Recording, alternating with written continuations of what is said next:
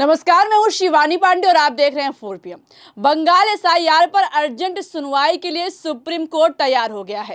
एक तरफ सीजीआई ने स्वतः संज्ञान लिया है, तो वहीं दूसरी तरफ शपथ ग्रहण के 48 घंटों के अंदर पूरा खेल पलट गया है।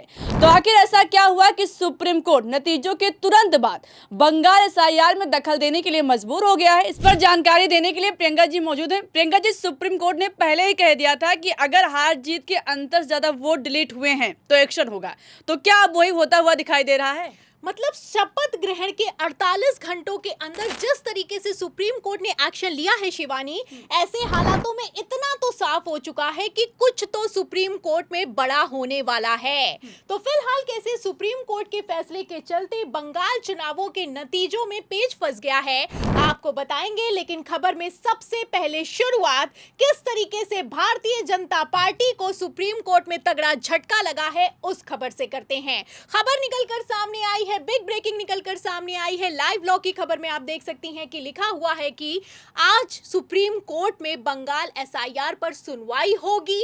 और तो और जिस तरीके से बंगाल में एसआईआर के दौरान जुडिशियल ऑफिसर्स को घेरा गया है, इस पर भी एक्शन होने वाला है। सीजीआई सूर्यकांत ने स्वतः संज्ञान लिया है और सीजीआई सूर्यकांत समेत जस्टिस जॉयमाला बागची की बेंच को अर्जेंट सुनवाई के लिए गठित कर दिया गया है। ऐसे में आप समझ सकती हैं कि जिस तरीके से आनन फानन में ये सुनवाई होने वाली है, इतना तो साफ हो चुका है कि ये सुनवाई ऐतिहासिक होगी।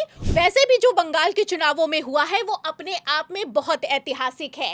ऐसा कभी इतिहास में देखने को नहीं मिला कि 27 लाख वोटर्स की अर्जियां पेंडिंग पड़ी हो और अधूरी वोटर लिस्ट पर चुनाव हो जाए। बंगाल एसआईआर के बाद पहली बार ऐसा देखने को मिला कि 27 लाख वोटर्स ने कहा कि एसआईआर के जरिए हमारा नाम हटा दिया गया है, हम अभी जिंदा हैं, लेकिन फिर भी उन्हें वोटिंग का अधिकार नहीं मिला।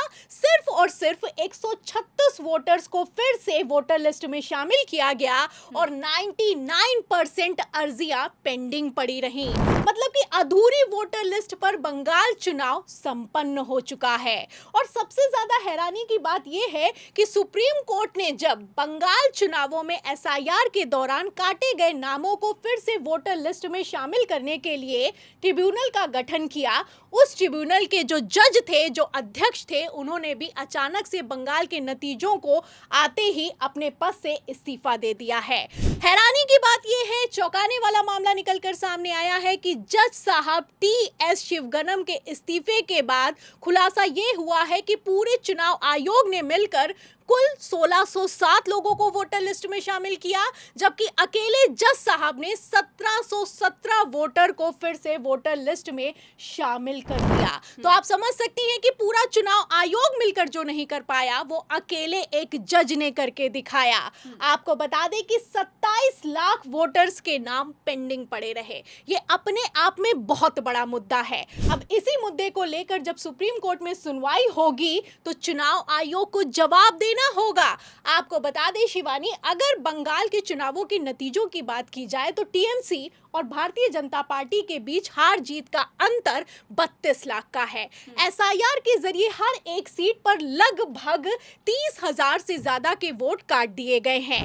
अब इसमें भास्कर की एक्सक्लूसिव रिपोर्ट में सबसे सनसनीखेज खुलासा यह हुआ है कि 176 सीट जिसमें भारतीय जनता पार्टी जीती है, वहां पर उतने ही वोट काटे गए हैं जितने मार्जिन से बीजेपी विजयी घोषित कर दी गई है। तो आप समझ सकती हैं कि बंगाल के चुनावों में किस तरीके से साम दाम दंड भेद पूरा खेल किया गया। फिलहाल इसी को लेकर अब पेच फंस गया है, क्योंकि सुप्रीम कोर्ट का ही फैसला कहता है कि अगर हार जीत के अंतर से ज्यादा वोटर्स के नाम काटे जाएंगे तो सुप्रीम कोर्ट दखल देगा।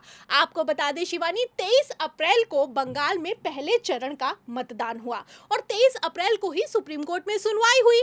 जब सुप्रीम कोर्ट में सुनवाई हुई तो सवाल किया गया कि अगर हार जीत का अंतर 2% का है और वोट 15% डिलीट कर दिए गए हैं तो क्या होगा।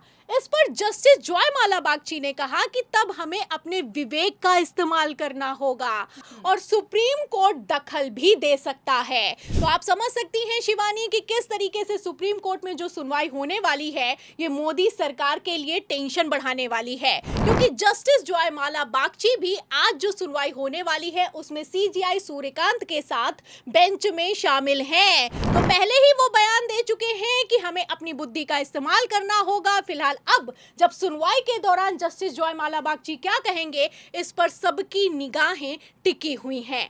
आपको बता दें शिवानी, सुप्रीम कोर्ट में इस मसले पर भी सुनवाई होने वाली है जिसमें एसआईआर के दौरान न्यायिक अधिकारियों को बंगाल में घेरा गया और तो और उन्हें बंधक तक बना लिया गया। इस पर सुप्रीम कोर्ट ने चिंता जताई है और सुप्रीम कोर्ट ने कह दिया है कि केंद्र सरकार और राज्य सरकार के बीच चाहे जो भी चल रहा हो, फिलहाल जिस तरीके से बंगाल में एसआईआर हुआ है ये एक असाधारण स्थिति है। सुप्रीम कोर्ट ने कहा कि हमने कभी नहीं सोचा था कि कोई मौजूदा मुख्यमंत्री जांच के दौरान किसी एजेंसी के दफ्तर में इस तरह प्रवेश करेगी। तो बंगाल में ईडी ने क्या किया, बंगाल एसआईआर के दौरान चुनाव आयोग ने क्या किया और किस तरीके से मोदी सरकार पूरी की पूरी सुरक्षा व्यवस्था बंगाल में तैनात करके भी आखिर क्यों जजेस की सुरक्षा नहीं कर पाई, इस पर भी सुनवाई सुप्रीम कोर्ट में होने वाली है। मोदी सरकार में जिस तरीके से संवैधानिक संस्थाओं को बर्बाद कर दिया गया है शिवानी, ऐसा कभी इतिहास में देखने को नहीं मिला है। सुप्रीम कोर्ट तक ने कह दिया है कि सरकारें चुनाव आयोग को स्वतंत्र रखने में नाकाम रही हैं। फिलहाल जिस तरीके से चुनाव आयोग ने अब बंगाल चुनावों में हद पार कर दी है, ऐसे में आप समझ सकती हैं कि अब किस तरीके से मोदी सरकार को सुप्रीम कोर्ट में बड़ा झटका लगने वाला है। खबरें तो यहां तक निकलकर सामने आई हैं कि एक तरफ नतीजे आए, वहीं दूसरी तरफ शपथ ग्रहण होते ही बंगाल एसआईआर के अधिकारी और स्पेशल ऑब्जर्वर सुब्रत गुप्ता को मुख्यमंत्री का सलाहकार नियुक्त कर दिया गया है। मतलब पहले एसआईआर कर रहे थे और अब इनाम मिल रहा है, बड़े बड़े पद दिए जा रहे हैं। एक तरफ जज का इस्तीफा हुआ है, वहीं दूसरी तरफ किस तरीके से बंगाल एसआईआर को लेकर पेंच फंस गया है, इस पर जब सुप्रीम कोर्ट में सुनवाई होगी तो सुप्रीम कोर्ट क्या एक्शन लेगा ये देखना होगा। आपको बता दें शिवानी, ये सुप्रीम कोर्ट ही है जिसने 27 लाख वोटर्स की अपील को खारिज कर दिया और कहा कि अगले आने वाले चुनावों में वोट डाल लेना। तो फिलहाल अब जब सुनवाई होगी और 27 लाख वोटर्स का मुद्दा उठेगा तो सुप्रीम कोर्ट क्या करेगा और चुनाव आयोग क्या जवाब देगा ये देखना होगा। तो बिल्कुल सवाल उठ रहा है कि सुप्रीम कोर्ट ने जैसे शपथ ग्रहण के 48 घंटों के अंदर एक्शन लिया है, आखिर ये अर्जेंट एक्शन चुनाव से पहले क्यों नहीं हुआ और अब सुप्रीम कोर्ट में बंगाल एसआईआर का क्या होगा, आपको क्या लगता है? अपनी राय बताइएगा, वीडियो को लाइक और शेयर कीजिएगा, ज्वाइन कीजिएगा। देखते रहिए 4 PM। नमस्कार।